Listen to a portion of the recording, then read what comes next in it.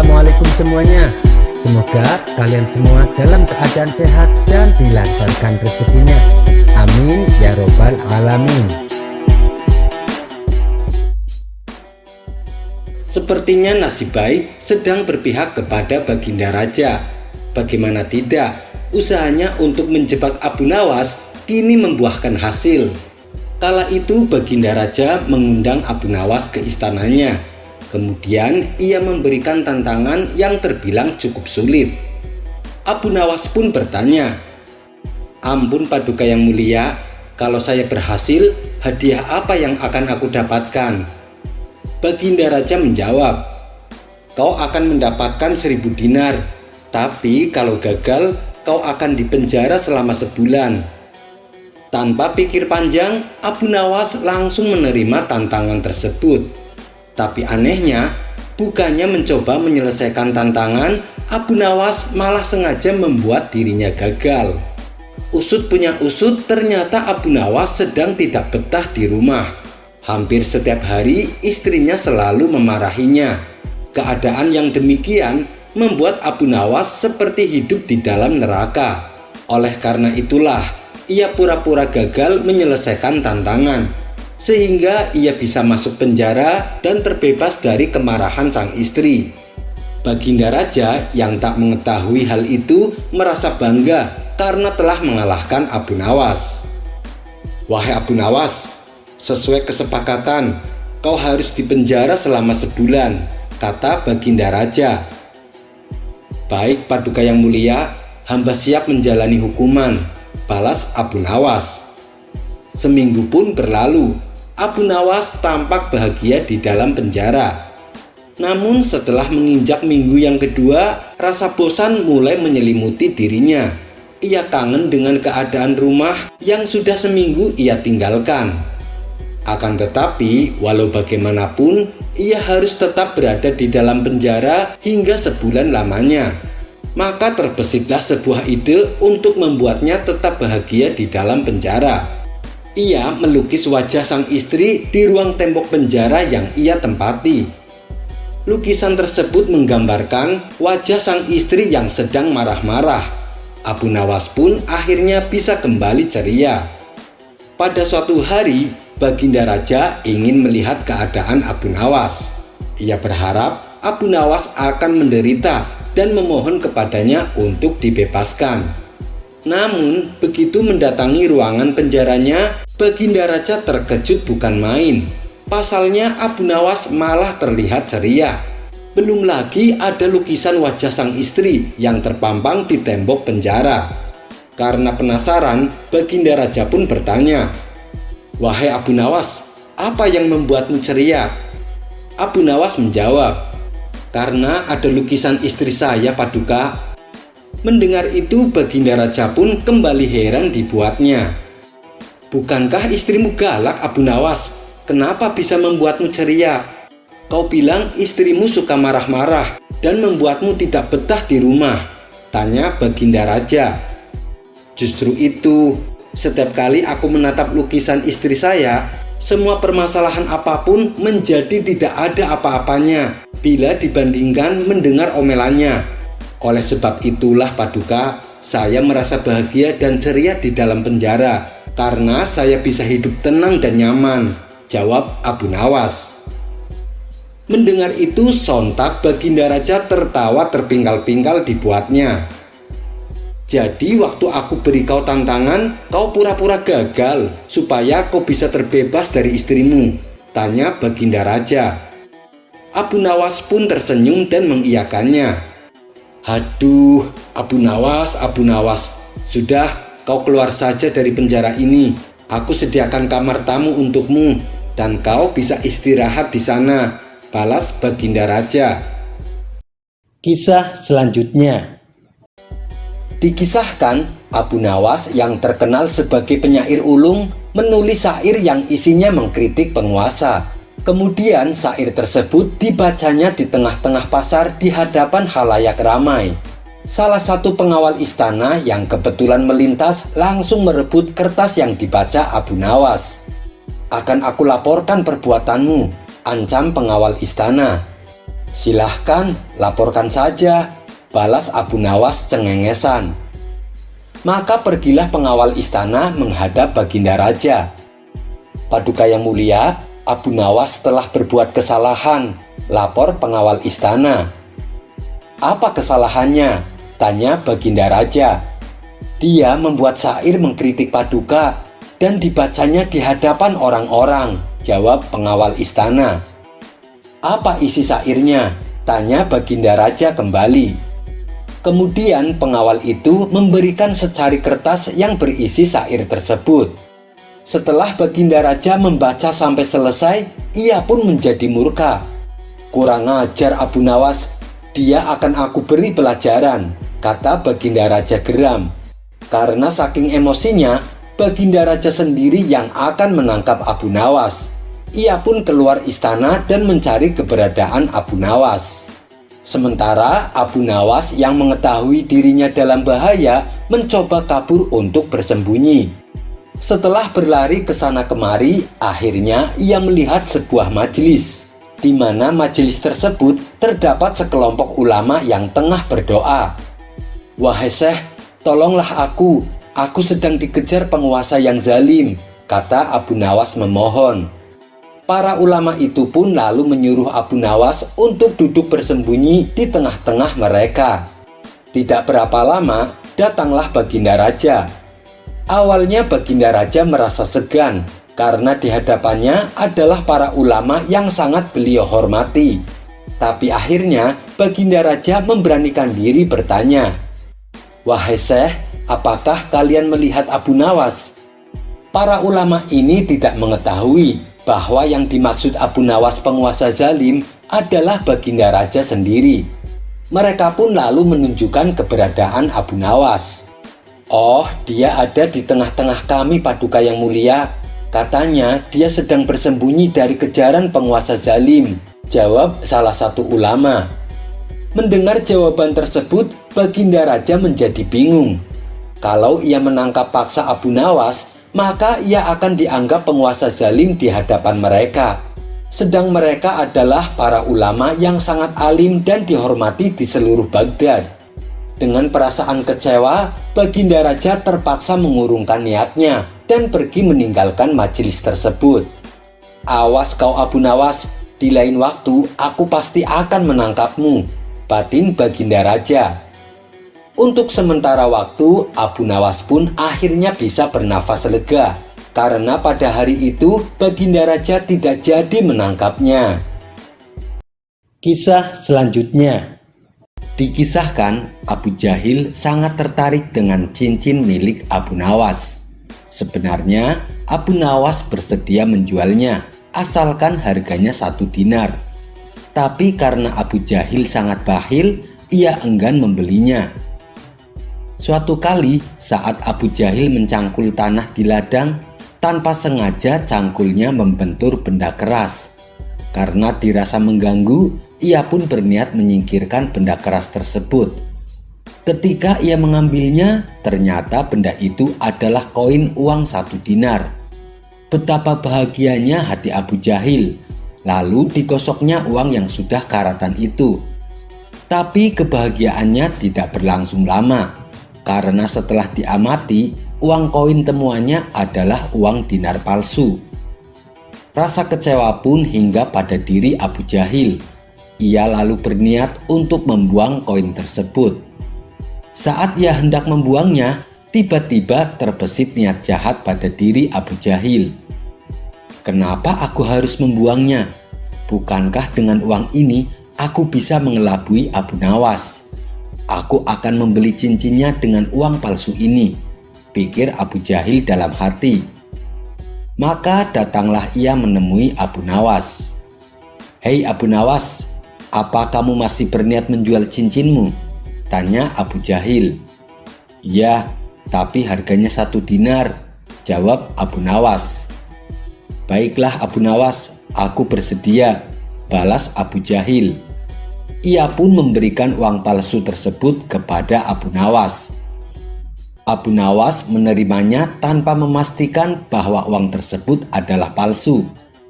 Lalu oleh Abu Nawas, uang tersebut ia gunakan untuk membeli daging di pasar. Si penjual daging juga sama.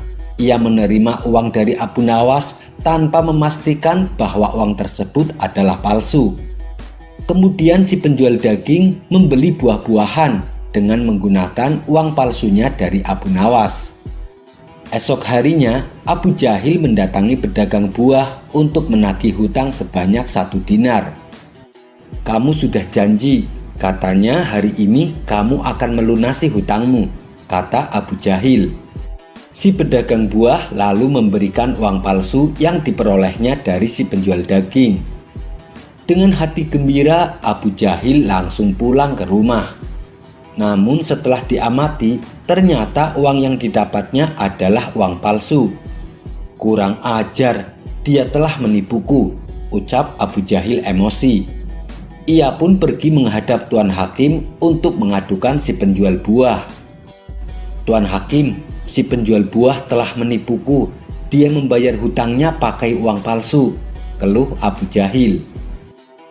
Mendengar keluhan Abu Jahil, kemudian Tuan Hakim memanggil si pedagang buah. "Kenapa kamu membayar hutang pakai uang palsu?" tanya Tuan Hakim. "Ampun Tuan Hakim, saya sendiri tidak tahu. Saya mendapatkan uang tersebut dari si penjual daging," jawab si penjual buah. Maka dipanggillah si penjual daging untuk menghadap Tuan Hakim. "Apakah benar kemarin kamu beli buah-buahan pakai uang ini?" tanya Tuan Hakim kepada si penjual daging. "Iya, benar Tuan Hakim. Memangnya kenapa?" tanya balik si penjual daging.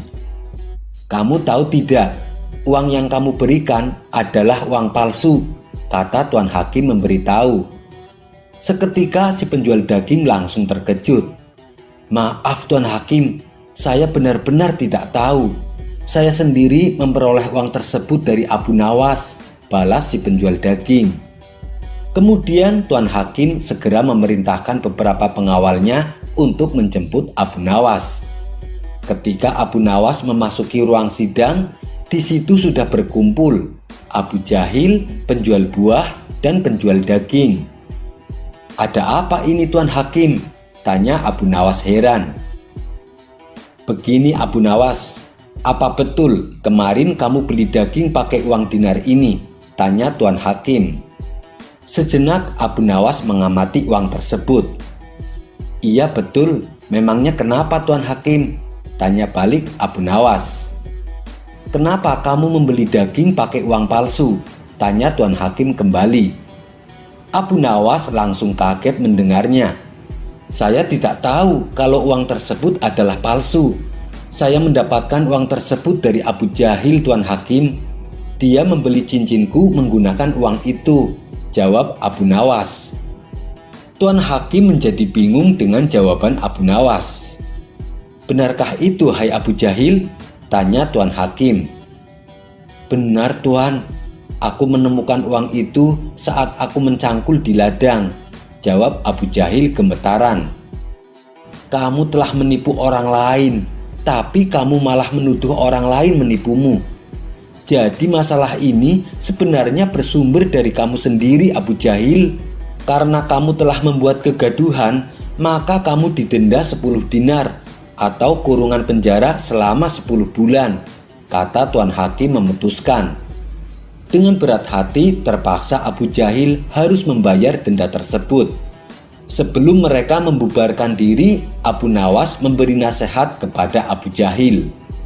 "Hei Abu Jahil, ada pepatah mengatakan, barang siapa yang menggali lubang untuk saudaranya, maka dia sendiri yang akan terjatuh di dalamnya." Kisah selanjutnya. Karena seringnya Abu Nawas melakukan kesalahan, ia kerap mendapat hukuman dari Baginda Raja. Tapi yang membuat Baginda Raja kesal, Abu Nawas selalu saja bisa lolos dari hukuman karena kecerdikannya. Dan kali ini Abu Nawas kembali melakukan kesalahan. Ia tertangkap tangan oleh prajurit istana tengah menenggak minuman keras. Dengan sigap, para prajurit ini segera menangkap dan membawanya ke hadapan Baginda Raja. Abu Nawas, kelakuanmu masih saja tidak berubah. Selama ini aku sudah berbaik hati sama kamu. Aku sengaja meloloskanmu dari hukuman karena kamu selalu berjanji tidak akan mengulangi. Tapi kali ini sudah tidak bisa ditolerir. Apapun alasanmu, kamu tetap akan saya hukum, ucap Baginda Raja. Sementara Abu Nawas hanya terdiam, kepalanya tertunduk tak berani menatap. Kira-kira hukuman apa yang pantas diberikan supaya Abu Nawas kapok dengan perbuatannya? Tanya Baginda Raja kepada penasehat istana. Kemudian penasehat istana mengusulkan bagaimana kalau Abu Nawas dihukum dengan cara minum air yang mendidih. Ternyata usulan tersebut langsung diterima Baginda Raja. Usulanmu bagus sekali, saya setuju denganmu, kata Baginda Raja. Seketika Abu Nawas langsung pucat pasi, tubuhnya menjadi gemetaran. Ampun Paduka yang mulia, hamba mohon keringanan hukuman, pinta Abu Nawas memelas. Keputusanku sudah bulat Abu Nawas dan tak bisa ditawar-tawar, balas Baginda Raja. Abu Nawas tak sanggup membayangkan betapa pedihnya rasa sakit yang akan ia alami, bahkan bisa berakibat kematian. Baiklah Paduka, kalau itu memang sudah keputusan Paduka, saya terima dengan berat hati. Tapi sebelum saya menjalani hukuman, izinkan saya menemui istri dan anak-anak saya untuk berpamitan, ujar Abu Nawas. Sejenak Baginda Raja terdiam. Ia heran dengan kata-kata Abu Nawas. Berpamitan? Maksudnya bagaimana Abu Nawas? Tanya Baginda Raja heran. Begini Paduka, apabila air mendidih masuk ke dalam perut, bukan hanya lidah dan bibir saja yang akan melepuh, tapi semua organ tubuh di dalamnya juga ikut melepuh. Tidak menutup kemungkinan saya akan mati saat itu juga, jelas Abu Nawas. Sontak Baginda Raja terkejut, ia tak menyadari akan hal itu. Kasihan juga Abu Nawas. Tapi masa saya harus menarik kembali ucapan saya? Itu tidak mungkin. Martabat saya sebagai raja akan jatuh, pikir Baginda Raja. Baiklah Abu Nawas, saya penuhi permintaanmu. Sekarang juga kamu pulang, tapi besok kamu harus sudah ada di sini, titah Baginda Raja. Abu Nawas pun lalu undur diri pamit pulang.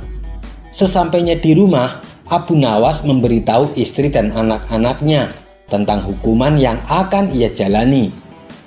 Itu sama saja dihukum mati. Mengapa Baginda Raja sekejam itu? Kata istrinya tak terima. Sudahlah wahai istriku, bila memang ini sudah takdirku untuk mati, saya harap kamu dan anak-anak mengikhlaskan kepergianku, tutur Abu Nawas. Mereka lalu menangis sambil berpelukan erat. Malam pun semakin larut. Abu Nawas masih belum dapat memejamkan mata. Ia terus meratapi nasib yang tengah dihadapinya. Namun ia terus mencari cara bagaimana supaya bisa lolos dari hukuman. Saat Abu Nawas sedang memutar otaknya, tiba-tiba rasa lapar mulai menghinggap. Wahai istriku, adakah makanan yang tersisa untukku? Tanya Abu Nawas. Saya sudah menyiapkan sop panas di atas meja, tapi sepertinya sekarang sudah dingin, jawab sang istri. Sudah dingin? Memangnya kapan kamu membuat sopnya? Tanya Abu Nawas kembali. Tadi sewaktu habis isya. Ini kan sudah tengah malam, jadi wajar kalau sopnya sudah dingin, kata sang istri menjelaskan. Mendengar itu, terbesitlah di otak Abu Nawas akan ide yang cemerlang. Tapi Abu Nawas sengaja tidak memberitahu istrinya, sebab ia tidak ingin rencananya menjadi berantakan. Setelah menjelang pagi hari, Abu Nawas mengumpulkan para tetangganya. Ia memberitahu mereka bahwa dirinya hari itu akan dihukum mati, dan ia meminta agar para tetangganya ini ikut bersamanya ke istana. Berita mengejutkan ini tentu saja membuat mereka kaget. Ia tak menyangka Baginda Raja bisa setega itu. Abu Nawas, kamu kan dekat dengan Baginda Raja. kenapa tidak minta ampunan darinya? Tanya mereka. Biarlah, nasi sudah menjadi bubur. Baginda Raja juga tidak akan mencabut ucapannya, terang Abu Nawas. Maka berangkatlah Abu Nawas ke istana dengan didampingi keluarga dan para tetangga. Melihat kedatangan Abu Nawas bersama orang banyak, Baginda Raja pun bertanya, "Hei Abu Nawas, kenapa kau bawa orang banyak sekali? Apa kau hendak melawanku?" Dengan ekspresi wajah sedih, Abu Nawas menjawab, "Ampun Paduka, Paduka jangan salah paham. Mereka semua adalah tetangga saya Paduka. Mereka ingin melepas kepergian saya." Baginda Raja pun tidak keberatan hal itu. "Baiklah Abu Nawas, apakah kau siap menjalani hukuman?" tanya Baginda Raja. "Saya siap Paduka, silahkan bawa kemari air mendidihnya," balas Abu Nawas. Lalu beberapa prajurit istana membawakan bejana yang berisi air mendidih ke hadapan Abu Nawas. "Sekarang kamu minum air mendidih itu Abu Nawas," titah Baginda Raja. "Siap Paduka yang mulia, tapi sebelumnya izinkan saya meminta maaf dan berpamitan kepada keluarga saya dan para tetangga," pinta Abu Nawas. "Oh, silahkan," ucap Baginda Raja. Kemudian Abu Nawas menghampiri istri dan anak-anaknya. Suara tangis istri dan anak-anak Abu Nawas pun pecah. Orang-orang yang hadir pun ikut bersedih. Tak terasa air mata Baginda Raja juga ikut menetes. Sebenarnya Baginda Raja tidak tega, tapi ia tak mungkin membatalkan hukuman. Sang istri begitu erat memeluk Abu Nawas, seakan-akan tidak ingin berpisah. Lalu Abu Nawas menghampiri satu persatu tetangganya. Ia menyampaikan permintaan maaf dan berpamitan. Karena banyaknya tetangga yang ikut hadir, tentu saja memakan waktu yang cukup lama. Hingga tak terasa air mendidih yang ada di dalam bejana menjadi dingin. Setelah Abu Nawas selesai berpamitan, ia segera mengambil air di bejana dan meminumnya sampai habis. Tentu saja Abu Nawas tidak mengalami suatu apapun, sebab air yang ada di dalam bejana sudah menjadi dingin. "Paduka yang mulia, saya sudah menjalani hukuman. Izinkan saya pulang," pinta Abu Nawas. Melihat hal itu, Baginda Raja menjadi bengong. "Hei Abu Nawas, bukankah saya menyuruhmu minum air mendidih?" tanya Baginda Raja. "Benar Paduka, tapi air di bejana itu kan tadinya mendidih. Jangan salahkan saya kalau air itu menjadi dingin. Saya hanya melakukan apa yang seharusnya saya lakukan," jawab Abu Nawas. Berkat kecerdikannya inilah akhirnya Abu Nawas kembali lolos dari hukuman maut. Ia pun dipersilahkan pulang oleh Baginda Raja bersama anak istri dan para tetangga. Kisah selanjutnya. Pada suatu ketika, Abu Nawas bersama beberapa orang temannya sedang duduk bercerita. Setelah mereka selesai mengikuti sholat maghrib berjamaah, mereka bercerita tentang masalah keagamaan. Kebetulan mereka menyinggung suatu masalah yang mengatakan bahwa orang buta tidak berdosa karena pintu masuknya dosa tertutup baginya. Alasannya, sebab mata inilah yang selalu melihat ke sana kemari yang dapat mendatangkan dosa. Akan tetapi Abu Nawas tidak menyetujui pendapat tersebut dan berniat akan membuktikannya. Keesokan harinya, Abu Nawas berjalan-jalan dengan maksud untuk bertemu dengan orang buta. Dia mau membuktikan pendapatnya bahwa orang buta bisa juga berbuat dosa. Ia pun menyiapkan kantong dan mengisinya dengan uang. Tidak beberapa lama Abu Nawas berjalan, ia benar-benar menemukan orang buta. Abu Nawas memperhatikan gerak-gerik orang buta yang sedang berjalan dengan tongkatnya. Kemudian Abu Nawas berpura-pura menjadi orang buta. Ia berjalan sambil membawa tongkat. Lalu Abu Nawas sengaja menabrakkan dirinya kepada orang buta tersebut. Ia pun pura-pura mengeluh. "Aduh, sungguh malang nasibku sebagai orang buta. Aku ditabrak oleh orang yang tidak memiliki rasa belas kasihan." Orang buta itu pun heran mendengar keluhan orang yang ditabraknya. Lalu ia berkata, "Maaf, saya juga orang buta. Saya tidak dapat melihat dan hanya dapat berjalan dengan bantuan tongkat ini. Sekali lagi saya mohon maaf karena saya sungguh-sungguh tak sengaja," ujar orang buta tersebut. "Oh, engkau juga orang buta ya?" tanya Abu Nawas pura-pura tidak tahu. "Iya, saya buta. Peganglah tongkatku ini." Orang buta harus memakai tongkat untuk berjalan, balas orang buta itu. Maka disuruhlah Abu Nawas memegang tongkatnya. Begitu pula sebaliknya. Si buta juga meraba tongkat Abu Nawas untuk membuktikan bahwa orang yang ditabraknya adalah benar-benar orang yang buta. Abu Nawas kemudian berkata, "Kalau begitu, kita senasib wahai saudaraku. Bagaimana kalau kita mencari rizki bersama-sama?" Orang buta itu pun menyetujui ajakan Abu Nawas. Lalu mereka berjalan beriringan. Orang buta itu yakin bahwa orang yang ditabraknya itu juga orang buta yang senasib dengan dia.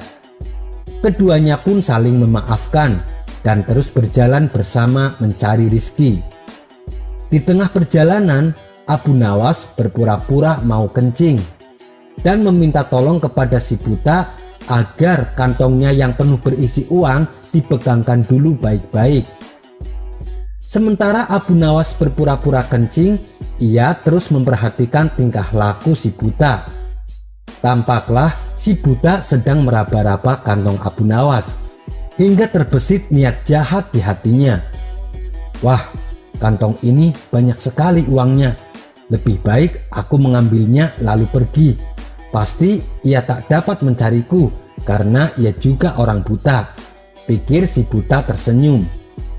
Ia lalu meninggalkan Abu Nawas dan mencari tempat persembunyian agar si Abu Nawas tidak dapat menemukannya.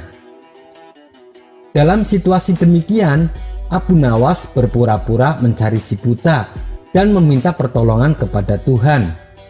"Ya Allah, malang benar nasibku. Tadi saya ditabrak orang. Sekarang uang saya dicuri oleh orang. Sial benar nasibku ini.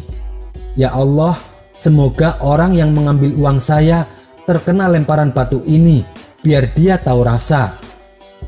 Setelah itu, dengan jitu Abu Nawas melempar batu ke arah si buta dan persis kena kepalanya. "Aduh, aku kena," rintih si buta kesakitan. Hal ini membuat si buta kelabakan. Ia pun segera beranjak pergi mencari tempat lain untuk bersembunyi. Akan tetapi Abu Nawas yang berpura-pura buta itu mengikuti si buta kemanapun ia pergi. Setelah dekat, Abu Nawas kembali memohon kepada Tuhan. "Ya Allah, semoga orang yang mengambil uangku terkena lagi lemparan batu pada kepalanya." Tak lama kemudian terdengar lagi suara kesakitan dari si buta. "Aduh, aku kena lagi," rintih si buta sambil memegangi kepalanya yang benjol. Si buta pun jadi panik dan heran. Kenapa doa temannya itu selalu terkabul? "Ah, mungkin itu hanya kebetulan saja," ujar si buta menghibur diri. Lalu ia menghindar lagi dan terus menghindar. Tetapi Abu Nawas tetap mengikutinya. Secara berturut-turut, Abu Nawas berdoa lagi sambil melakukan lemparan beruntun kepada si buta dan selalu tepat mengenai kepalanya. Setelah terkena lemparan batu beruntun, si buta berpikir, mengapa semua sasaran yang dilemparnya selalu tepat mengenainya. Ia pun mulai curiga. Lama berpikir, akhirnya ia mencoba untuk mengenali suara orang yang bersamanya. Barulah ia tersadar bahwa orang yang bersamanya adalah Abu Nawas yang mencoba mempermainkannya. Antara marah dan was-was, si buta berkata, Kamu Abu Nawas kan? Kamu hanya pura-pura buta untuk mempermainkan aku. Ambillah kantong uangmu ini. Akhirnya si buta itu menyerahkan kantong itu kepada Abu Nawas. Si buta jadi menyesal dan malu dengan perilakunya. Sementara Abu Nawas sendiri pulang sambil tersenyum kegelian. Ia puas karena dapat membuktikan bahwa orang buta dapat juga berbuat dosa. Kisah selanjutnya.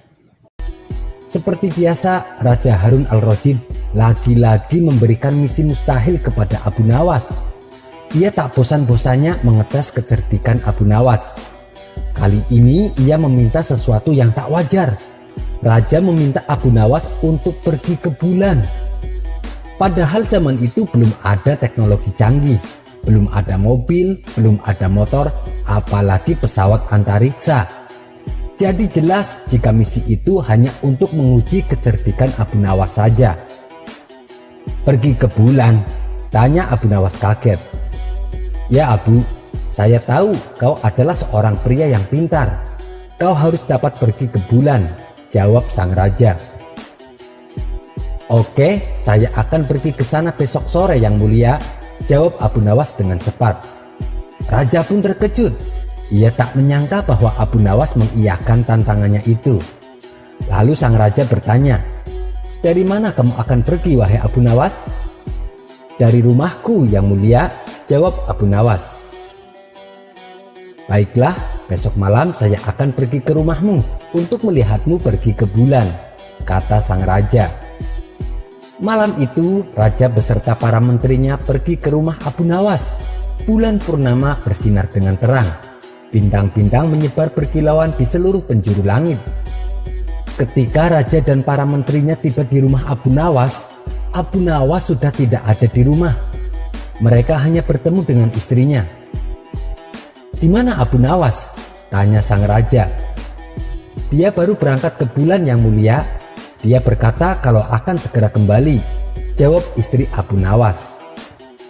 Bagaimana cara Abu Nawas pergi ke bulan? Tanya salah satu menteri penasaran. Dia memanjat pohon palem di sebelah sana dan akan kembali melalui pohon palem itu juga, jawab sang istrinya Abu Nawas. Raja dan para menteri kemudian menghampiri pohon palem yang ditunjukkan istrinya. Terlihat bayangan seseorang yang sedang turun dari pohon itu. Apakah itu kau Abu Nawas? Tanya sang raja. Iya, ini saya Abu Nawas Baginda, jawab Abu Nawas. Apakah kau meneliti bulan dari pohon palem itu? Tanya sang raja. Tidak yang mulia, saya melakukan penyelidikan ketika bulan mencapai tanah. Pohon hanya sekedar sarana untuk saya pergi ke bulan, jawab Abu Nawas. Raja Harun al-Rasyid pun tersenyum dengan perkataan Abu Nawas. Ia kemudian menanyakan apa yang dilihatnya saat di bulan. Hanya tanah dan gunung-gunung, tidak ada tumbuhan di sana, kata Abu Nawas. Kalau Baginda tak percaya, saya punya banyak saksi. Bukan hanya satu atau dua saksi, tapi ribuan saksi, sambung Abu Nawas. Siapa saksimu? Tanya sang raja. Bintang-bintang di langit adalah saksiku. Anda bisa langsung menanyakannya kepada mereka. Mendengar jawaban itu, raja pun tertawa. Mengapa kau tak menunggu kami menyaksikan kau pergi ke bulan? Tanya sang raja. Anda terlambat yang mulia. Saya hanya dapat pergi ke bulan pada waktu tertentu saja. Begitulah kecerdikan Abu Nawas ketika menerima tantangan sang raja. Kisah selanjutnya. Dikisahkan Abu Nawas tinggal di rumah terpencil yang berdekatan dengan rumah Abu Jahil. Setiap kali Abu Nawas mendapatkan uang dari menjual kayu, ia mengumpulkannya lalu disembunyikan di dalam tanah, tepat di samping rumahnya. Kapan saja ia butuh uang, Abu Nawas menggali tanah tersebut dan mengambil seperlunya, kemudian menguburkan lagi sisanya. Suatu malam, saat Abu Nawas akan menyembunyikan uang di dalam tanah, diam-diam Abu Jahil mengintip dari balik jendela. Ia penasaran dengan apa yang dilakukan Abu Nawas. Ketika Abu Nawas sudah masuk ke dalam rumah, Abu Jahil mendatangi tanah tempat Abu Nawas menyimpan uangnya. Setelah digali, Abu Jahil terkejut melihat banyak sekali uang di dalamnya. Tanpa pikir panjang, ia langsung mengambil semua uang tersebut.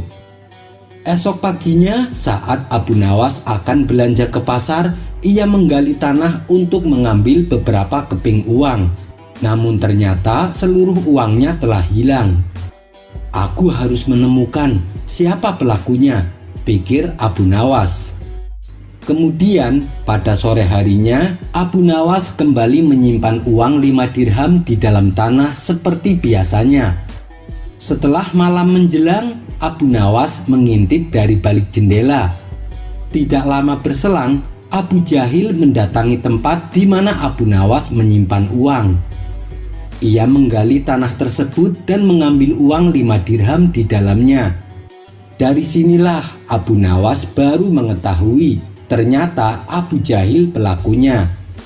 Tapi karena tak ingin membuat keributan dan tak ingin mempermalukan Abu Jahil, Abu Nawas punya rencana lain agar uang yang dicurinya bisa kembali. Esok harinya, Abu Nawas mendatangi Abu Jahil dan mengajaknya ngobrol.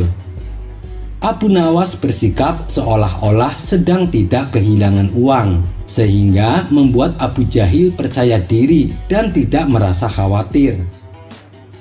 Di tengah-tengah obrolannya, Abu Nawas berkata, "Wahai Abu Jahil, maukah kau menolongku?" pinta Abu Nawas. "Katakan saja, apa yang bisa aku lakukan?" tanya Abu Jahil. "Tolong bantu aku menghitung uang simpananku," kata Abu Nawas. "Baik, dengan senang hati, sebutkan jumlah uang simpananmu," balas Abu Jahil. Abu Nawas lalu memberitahu jumlah uang yang ia simpan di dalam peti ada 700 dinar dan yang ia simpan di lemari ada 300 dinar. Tak lupa Abu Nawas juga menyebutkan uang yang ia pendam di dalam tanah di samping rumahnya sejumlah 1000 dinar. Setelah itu Abu Jahil mulai menghitungnya dan jumlah total uang simpanan Abu Nawas adalah 2000 dinar. "Sekarang aku minta saranmu wahai Abu Jahil," ucap Abu Nawas. "Baik, katakanlah," balas Abu Jahil. "Nanti malam aku ingin menyimpan semua uangku di dalam tanah di samping rumah. Bagaimana menurutmu?" tanya Abu Nawas. "Itu ide yang bagus. Ambillah semua uang yang ada di peti dan di lemari, lalu sembunyikan di dalam tanah tersebut menjadi satu," tutur Abu Jahil. "Apa kau yakin itu aman?" tanya Abu Nawas. "Tentu saja aman Abu Nawas. Kenapa kau khawatir?" ujar Abu Jahil. "Soalnya aku juga belum sempat memeriksa uang yang aku pendam di dalam tanah. Apakah jumlahnya berkurang atau masih utuh?" tutur Abu Nawas. Sejenak Abu Jahil terdiam. Dalam hati ia berkata, "Aku harus segera mengembalikan uang yang telah aku curi, supaya Abu Nawas mau menaruh semua uangnya di situ. Nanti besok malamnya aku akan mencurinya kembali dan aku akan mendapatkan lebih banyak." Kemudian Abu Jahil berkata kepada Abu Nawas, "Uang yang kau pendam di dalam tanah pasti masih utuh. Siapa juga yang akan mencurinya?" Mendengar itu, Abu Nawas manggut-manggut, berpura-pura percaya sepenuhnya kepada Abu Jahil. "Baiklah, nanti malam aku akan periksa uang yang aku pendam. Kalau jumlahnya masih utuh, baru aku akan simpan semua uangku di situ," balas Abu Nawas. "Makasih Abu Jahil atas sarannya. Aku pamit dulu ya, mau pergi ke pasar," kata Abu Nawas melanjutkan. Selepas Abu Nawas pergi ke pasar, Abu Jahil langsung menaruh kembali uang curiannya di dalam tanah tempat Abu Nawas menyimpan. Ketika malam tiba, Abu Nawas menggali tanah dan mendapati uang yang dicuri telah kembali. Ia pun mengambil semua uang tersebut. Abu Jahil yang sedari tadi mengamati Abu Nawas merasa bahagia karena mengira Abu Nawas sedang menaruh semua uangnya di situ. Besok malamnya, Abu Jahil langsung menggali tanah tempat penyimpanan uang Abu Nawas. Namun ternyata ia tak mendapati uang sepeser pun. Akhirnya Abu Jahil menyadari bahwa Abu Nawas telah memperdayai dirinya dan telah mendapatkan uangnya kembali. Kisah selanjutnya.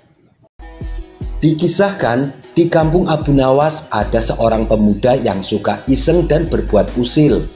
Hampir semua orang pernah merasakan apes dikerjai oleh si pemuda. Dan yang membuat warga kesal, si pemuda sama sekali tidak punya sopan santun. Jangankan kepada yang lebih muda, kepada yang lebih tua saja ia berani berbuat usil. Si pemuda tidak peduli, baginya yang penting membuat dirinya puas dan tertawa. Suatu kali si pemuda merasakan suntuk. Ia pun memutuskan jalan-jalan keliling kampung untuk menghilangkan rasa suntuknya. Saat ia sedang asik menikmati suasana perkampungan, dari kejauhan ia melihat sosok orang tua sedang berjalan dengan menggunakan tongkat di tangannya. Orang tua tersebut tidak lain dan tidak bukan adalah Abu Nawas. Maka terbesitlah di benak si pemuda untuk mengerjai Abu Nawas. Ia pun mengikuti kemana Abu Nawas pergi. Dan ternyata Abu Nawas berhenti di sebuah warung tempat ia biasa nongkrong.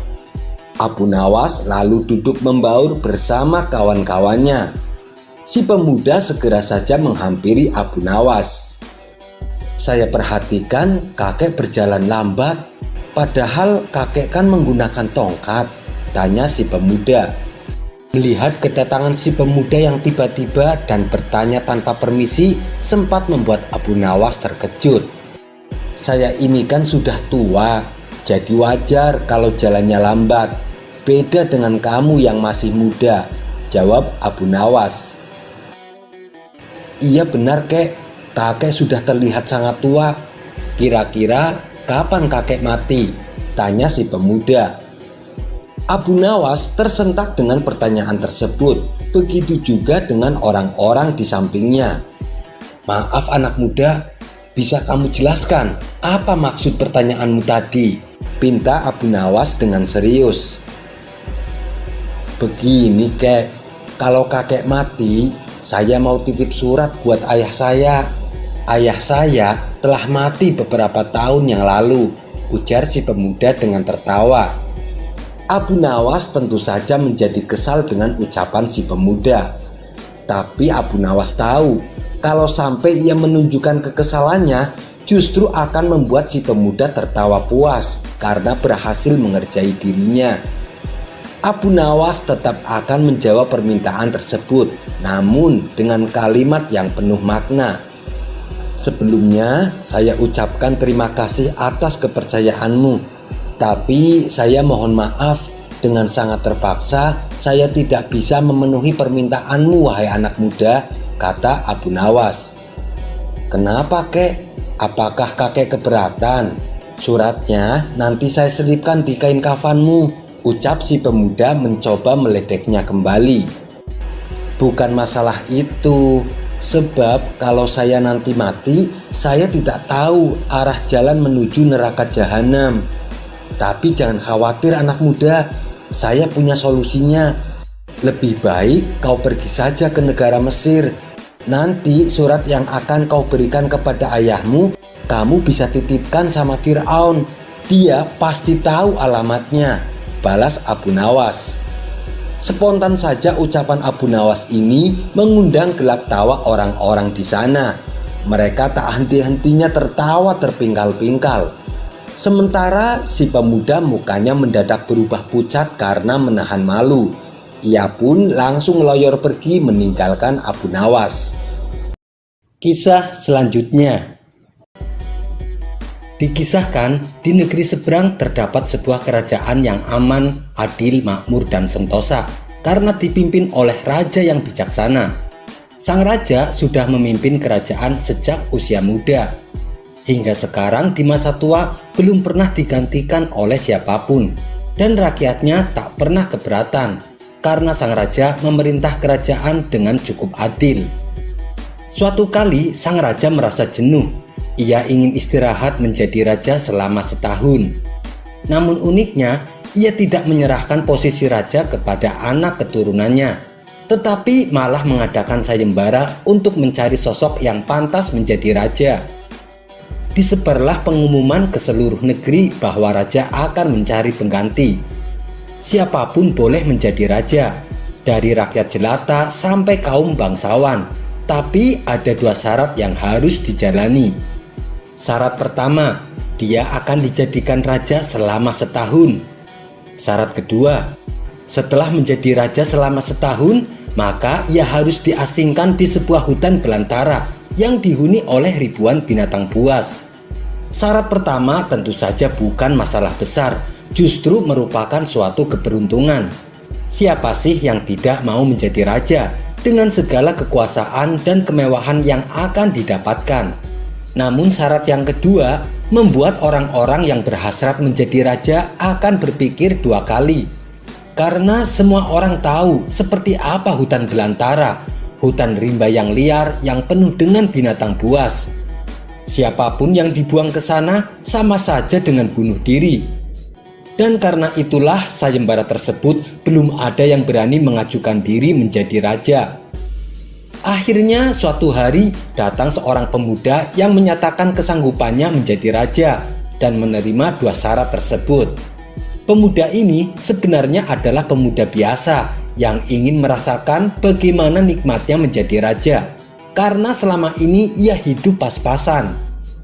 Dan setelah berpikir panjang lebar, ia nekat untuk melamar menjadi raja. Maka diangkatlah dia menjadi raja. Dan mulai saat itu, ia mendapatkan pelayanan layaknya seorang raja. Harta berlimpah, wanita cantik, makan dan minuman enak, dan fasilitas istimewa lainnya. Tapi sayang, ternyata ketakutannya akan kematian membuatnya tak bisa menikmati semua itu. 3 bulan pertama dia mulai gelisah karena umurnya tinggal 9 bulan lagi. 3 bulan kedua ia makin tak tenang, makan tak enak, tidur tak nyenyak. 3 bulan ketiga ia mulai menyesali keputusannya menjadi raja. 3 bulan terakhir ia semakin stres berat karena hidupnya tinggal beberapa bulan lagi. Dan kesenangan yang ia cari selama ini tak bisa ia rasakan. Dan ketika masa jabatannya sebagai raja sudah berakhir, lalu dibuanglah dia ke hutan belantara. Tak butuh waktu lama, terdengar kabar ke seluruh negeri jika pemuda itu tewas dimakan binatang buas. Pemuda itu tewas tanpa sempat mendapatkan kenikmatan dan kepuasan dunia yang ia cari. Dengan adanya peristiwa tersebut, membuat orang-orang kian enggan melamar menjadi raja. Buat apa hidup enak selama setahun jika pada akhirnya harus mati? Tapi ternyata masih saja ada pemuda lain yang ingin melamar menjadi raja. Maka diangkatlah pemuda kedua ini menjadi seorang raja. 3 bulan pertama menjadi raja, ia puas-puaskan berpesta karena sadar hidupnya tak akan lama lagi. 3 bulan kedua dan berikutnya, hari-harinya ia habiskan dengan foya-foya dan pesta pora. Bulan berganti bulan, pestanya makin gila-gilaan. Ia sudah tak peduli lagi pada apapun. Ia hanya ingin bersenang-senang sebelum mati. Setelah jabatannya sebagai raja berakhir, lalu dibuanglah ke hutan belantara. Tidak berapa lama terdengar kabar bahwa dia tewas diterkam singa. Tubuhnya dicabik-cabik dan jadi rebutan makanan para singa. Pemuda kedua ini masih mending daripada pemuda yang pertama. Setidaknya ia mendapatkan kenikmatan dan kepuasan dunia sebelum dia mati. 2 pemuda yang tewas ini membuat banyak orang melupakan mimpinya menjadi raja. Mereka masih penasaran, apakah masih ada orang yang cukup bodoh untuk melamar menjadi raja. Suatu hari, Abu Nawas melancong ke negeri tersebut. Tujuannya adalah menemui sahabat lamanya yang kebetulan merupakan penduduk negeri itu. Sesampainya di sana, dengan penuh kehangatan Abu Nawas disambutnya. Mereka berdua saling melepas kangen satu sama lain. Di sela-sela obrolannya, Abu Nawas merasa iba dengan kondisi sahabatnya itu. Ia kini hidup miskin, tinggal di gubuk kecil reot hanya seorang diri. "Mana istrimu?" tanya Abu Nawas. "Semenjak aku jatuh miskin, ia pergi meninggalkanku," jawab sahabatnya. "Ya sudah, yang sabar ya. Yang penting kamu jangan tinggalkan sholat dan jangan lupa berdoa kepada Allah agar Allah membukakan pintu rizki untukmu," tutur Abu Nawas. "Alhamdulillah, aku tidak pernah tinggal sholat. Bahkan aku sekarang rajin berpuasa sunnah," balas sahabatnya. "Oh iya, ngomong-ngomong, mana nih makanannya? Dari tadi kenapa belum keluar?" celetuk Abu Nawas. "Maaf Abu Nawas, aku sudah tidak punya apa-apa. Aku sendiri kadang sehari makan, kadang tidak," ujar sahabatnya. Mendengar hal itu membuat hati Abu Nawas semakin terenyuh. "Kenapa tidak mencari kerja? Upahnya kan bisa untuk beli makanan," tanya Abu Nawas. "Setiap hari aku keluar untuk cari pekerjaan, tapi belum juga aku dapatkan. Mungkin belum rezeki saya," jawab sahabatnya. "Kalau mau nekat sih sebenarnya aku bisa. Bahkan aku menjadi raja dan kaya raya. Tapi itu hanya sementara. Setelah itu aku mati diterkam binatang buas di hutan belantara," kata sahabatnya melanjutkan. "Maksudmu bagaimana?"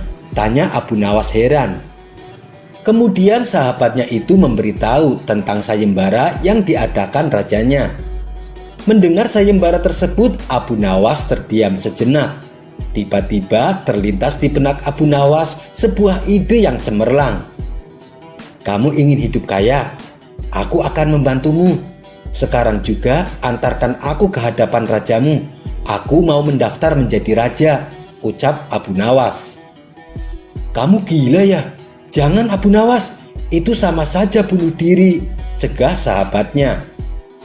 "Sudahlah, turuti saja perkataanku," timbal Abu Nawas. Maka diantarlah Abu Nawas ke istana untuk menemui sang raja. "Ada perlu apa kalian datang kemari?" tanya sang raja. "Maaf Tuan Raja, saya Abu Nawas dari negeri seberang ingin mendaftar menjadi raja. Itu pun kalau Tuan Raja mengizinkan," ucap Abu Nawas. "Oh, tentu saja boleh. Siapapun dipersilahkan menjadi raja.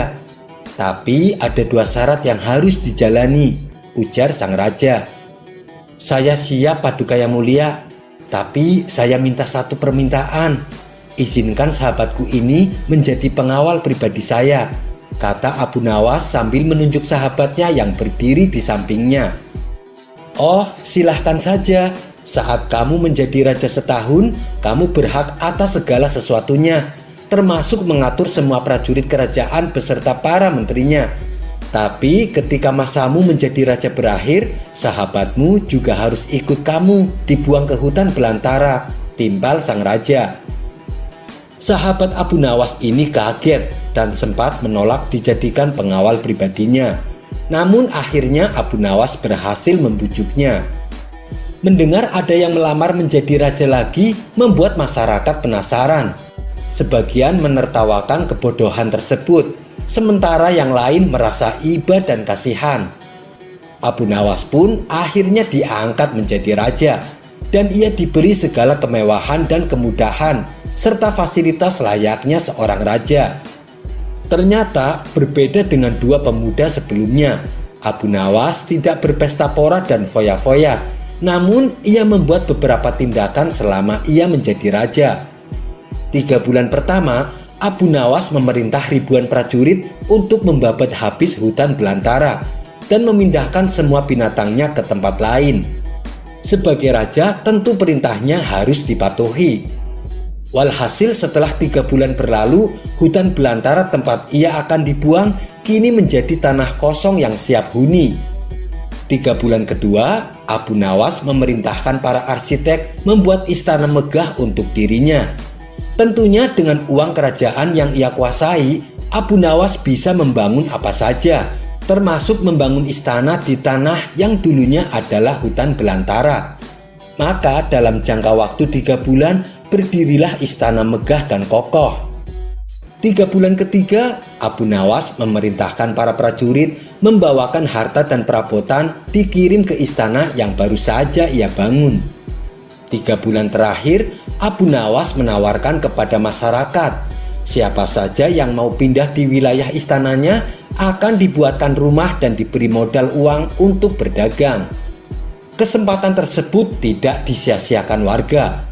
Ratusan orang mendaftarkan diri untuk pindah di sekitaran istana Abu Nawas. Selama 3 bulan terakhir, tempat yang tadinya hutan belantara kini berubah menjadi pemukiman penduduk. Bahkan di sana Abu Nawas mempunyai istana dengan dipenuhi harta kekayaan. Dan akhirnya habislah masa jabatan Abu Nawas sebagai raja. Dan sesuai perjanjian, Abu Nawas dan sahabatnya dibuang ke hutan belantara yang kini sudah menjadi pemukiman penduduk. Sesampainya di sana, Abu Nawas dan sahabatnya memasuki istana barunya. Ini semua untuk kamu. Kamu sekarang sudah menjadi orang kaya. Tapi jangan lupa untuk bersedekah, tutur Abu Nawas. Sahabatnya itu terkejut bukan main. Ia langsung merangkul Abu Nawas dan mengucapkan terima kasih. Akhirnya Abu Nawas pun pamit pulang kembali ke kampung halamannya. Kisah selanjutnya. Pernah suatu kali ada seseorang yang pandai berargumen ingin mengajak debat Abu Nawas. Saking hobinya berdebat dengan orang-orang, apapun topik pembicaraan selalu saja dijadikan bahan perdebatan. Hingga pada suatu ketika ia melihat Abu Nawas sedang nongkrong sendirian di warung. Orang tersebut langsung menghampiri Abu Nawas dengan tujuan ingin mengajaknya berdebat. Tanpa basa-basi, orang itu langsung berkata, "Wahai Abu Nawas, menurutmu nasib itu apa?" Abu Nawas menjawab, "Nasib hanyalah dugaan-dugaan semata." "Kenapa bisa begitu Abu Nawas?" tanya orang itu heran. "Begini, engkau menganggap bahwa segalanya akan berjalan baik, tetapi kenyataannya tidak begitu. Nah, itu yang disebut nasib buruk. Atau engkau punya dugaan bahwa hal-hal tertentu akan menjadi buruk, tetapi nyatanya tidak terjadi. Itu namanya nasib baik. Dan apabila engkau punya dugaan bahwa sesuatu akan terjadi atau tidak terjadi, kemudian engkau kehilangan firasat atas apa yang akan terjadi, dan akhirnya engkau beranggapan bahwa masa depan tidak dapat ditebak. Ketika engkau terperangkap di dalamnya, maka engkau namakan itu nasib." Mendengar penjelasan yang agak jelimet, orang itu pun hanya bengong. Ia pun mengurungkan niatnya untuk mengajak berdebat dan berlalu meninggalkan Abu Nawas. Kisah selanjutnya. Suatu ketika Abu Nawas bepergian keluar kota. Ia berjalan melewati tandusnya padang pasir. Di tengah jalan, Abu Nawas menemukan beberapa kerangka manusia yang sedang tergeletak di tanah. Belum hilang rasa kagetnya, tiba-tiba muncul orang tak dikenal menghadangnya. Rupanya dia adalah orang gila yang terkenal kejam. Dengan membawa golok di tangannya, orang gila itu menghampiri Abu Nawas. "Siapa kamu?" tanya orang gila tersebut. "Saya hamba Allah," jawab Abu Nawas. "Saya juga hamba Allah. Yang saya maksud, nama kamu siapa?" bentak orang gila mulai emosi. "Nama saya Abu Nawas," jawab Abu Nawas dengan tenang. "Apakah kamu orang berilmu?" tanya orang gila itu kembali. "Iya, saya orang yang berilmu," jawab Abu Nawas. "Baguslah, kamu lihat kerangka-kerangka di depanmu itu, mereka adalah orang-orang yang aku bunuh karena mereka tidak bisa menjawab pertanyaanku," ujar orang gila tersebut. "Dan kali ini adalah giliranmu. Kalau kamu tidak bisa menjawab pertanyaanku, maka nasibmu akan sama. Kamu akan mati di tanganku," ujar orang gila itu. "Apa pertanyaanmu?" tanya Abu Nawas. "Begini, Ketika awal bulan, bulan berbentuk kecil yang kita sebut bulan sabit. Dan ketika pertengahan bulan, bulan menjadi besar yang kita sebut bulan purnama. Tapi ketika akhir bulan, bulan kembali menjadi kecil yang kita sebut bulan sabit. Pertanyaanku adalah, kenapa di awal bulan dan di akhir bulan, bulan bentuknya kecil? Tanya si orang gila. Kamu sangat bodoh. Di awal bulan, bulan masih kecil karena saat itu Tuhan sedang membuat bulan agar menjadi besar. Setelah bulan menjadi besar di pertengahan bulan, lalu Tuhan memotong-motong bulan purnama menjadi kepingan-kepingan kecil. Kepingan-kepingan tersebut lalu Tuhan jadikan bintang yang bertebaran di langit. Oleh sebab itulah kenapa di awal bulan dan di akhir bulan, bulan bentuknya jadi kecil, kata Abu Nawas menjelaskan. Mendengar jawaban Abu Nawas, orang gila itu langsung merebut tangan Abu Nawas dan menciumnya. Luar biasa, ternyata jawaban Anda sesuai dengan apa yang kupikirkan. Abu Nawas pun lalu dipersilahkan untuk melanjutkan perjalanannya. Kisah selanjutnya. Suatu hari, atas perintah Baginda Raja, beberapa prajurit istana mendatangi rumah Abu Nawas. Tuan Abu, Anda diperintah untuk datang ke istana sekarang juga, kata salah satu prajurit. Abu Nawas sempat terkejut, sebab tak biasa-biasanya Baginda memanggilnya saat waktu sudah larut malam. Singkat cerita, Abu Nawas pun datang ke istana dan menghadap Baginda Raja. Hari ini saya punya misi lain untukmu Abu Nawas, kata Baginda Raja. Apa yang harus saya kerjakan Paduka Yang Mulia? Tanya Abu Nawas tidak sabar.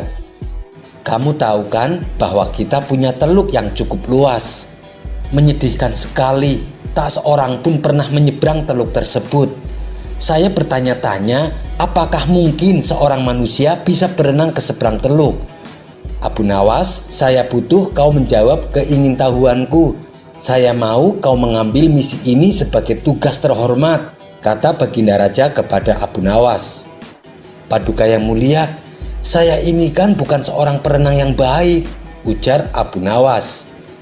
Saya tahu, tapi setiap orang mengetahui kalau kamu adalah pria yang cerdik di negeri ini. Kau harus dapat mengerjakan tugas ini, kata Baginda Raja sedikit memaksa. Baiklah Paduka, saya akan mengerjakannya, jawab Abu Nawas. Abu Nawas menggerutu ketika berjalan keluar istana. Abu Nawas lalu berjalan ke pantai. Ia memandangi teluk yang cukup luas itu, lalu duduk di bawah sebuah pohon palem. Dia mencoba mencari ide menyiasati misi yang mustahil itu. Pada waktu itu, ia melihat pakaian anak-anak tergeletak di atas bebatuan di sampingnya. Di mana anak-anak ini? Mereka pasti berenang di pantai, pikir Abu Nawas. Seketika itu senyumnya terkembang. Tampaknya ia telah menemukan ide yang cukup cemerlang. Abu Nawas pun lalu pulang dan bangun pagi-pagi sekali pada hari berikutnya. Kemudian dia segera pergi ke pantai. Sambil tersenyum, Abu Nawas melepaskan pakaian dan cincinnya, lalu meletakkannya di pasir. Ia juga melepaskan sepatunya dan meletakkannya di samping pakaiannya. Setelah itu, Abu Nawas kembali lagi ke rumah. 1 jam kemudian, raja dan para menterinya datang ke pantai. Mereka terkaget mengetahui ada pakaian yang ternyata milik Abu Nawas. Mereka pun berspekulasi kalau Abu Nawas sedang berenang mengarungi laut untuk mencapai teluk. Tapi sebagian dari mereka meragukan kalau Abu Nawas yang punya kemampuan berenang pas-pasan berani mengarungi laut. Untuk membuktikan rasa penasaran, mereka semua akhirnya sepakat untuk mendatangi rumah Abu Nawas. Sampai di rumah Abu Nawas, raja dan para menteri hanya ditemui oleh istrinya. Ia mengatakan kalau Abu Nawas meninggalkan rumah pada pagi hari sebelumnya. Kemarin ia mengatakan padaku bahwa ia akan berenang menyeberangi teluk. Dia berkata bahwa Paduka Yang Mulia memerintahkannya melakukan demikian. Sebenarnya saya tidak tega Paduka Yang Mulia untuk membiarkannya pergi karena saya tahu ia bukan perenang yang baik, kata istri Abu Nawas dengan ekspresi wajah yang sedih. Tiba-tiba datang seorang pengawal istana melapor kepada Baginda Raja. Paduka Yang Mulia, Abu Nawas telah ditemukan. Pengawal kemudian bercerita jika pada larut sore 3 nelayan di pantai melihat seorang pria berenang. Ketika mereka mendekatinya, mereka tahu bahwa yang berenang adalah Abu Nawas. Karena terlihat sangat lelah, maka mereka membantu Abu Nawas mencapai pantai. Tapi tak lama setelah itu, Abu Nawas malah jatuh pingsan. Berita itu pun menyebar dengan cepat hingga sampai ke telinga pengawal istana. Tak lama setelah itu, raja dan beberapa pengawal pergi ke pantai. Baginda Raja lalu duduk di samping Abu Nawas. "Abu Nawas, Abu Nawas," kata Baginda Raja sambil menggoyang-goyangkan tubuh Abu Nawas. Baginda Raja terlihat sangat khawatir dengan kondisi Abu Nawas yang masih pingsan. Tiba-tiba Abu Nawas membuka matanya dengan pelan. Raja Harun al-Rasyid pun merasa senang. Ia segera memeluk tubuh Abu Nawas dengan erat. Baginda Raja sangat menyesal karena telah menyebabkan Abu Nawas menderita. Abu Nawas pun tersenyum tipis ketika sang raja memeluknya. "Kau hebat Abu Nawas, kau hebat," ucap Baginda Raja. Sekian dulu perjumpaan kita kali ini. Sampai bertemu lagi di kisah selanjutnya. Terima kasih yang sudah subscribe dan setia menonton channel ini. Wassalamualaikum warahmatullahi wabarakatuh.